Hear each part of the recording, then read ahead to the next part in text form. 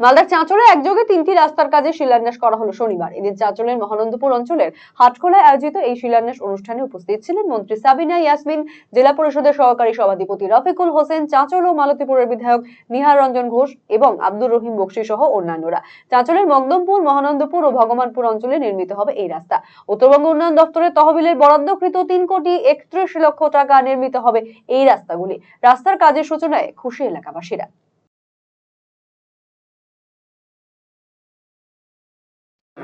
আজকে আমরা দুটো বিধানসভায় বাংলার মুখ্যমন্ত্রী শ্রীমতী মমতা ব্যানার্জির আশীর্বাদে উত্তরবঙ্গ উন্নয়ন দপ্তর থেকে আমরা উত্তরবঙ্গ উন্নয়নের কাজের শুভ সূচনা করলাম।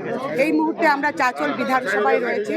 চাঁচল বিধানসভার অন্তর্গত 3টি কাজের যেটার জন্য বরাদ্দ করা হয়েছে 3,31,00,000 টাকা, 3টি কাজের জন্য বরাদ্দ করা হয়েছে। তারই আজকে শুভ সূচনা লগ্নে আমরা এখানে উপস্থিত হয়েছিলাম এবং চাঁচল বিধানসভার মানুষের তরফ থেকে এর জন্য সম্পূর্ণ কৃতিত্ব বাংলার মুখ্যমন্ত্রী শ্রীমতী মমতা ব্যানার্জির।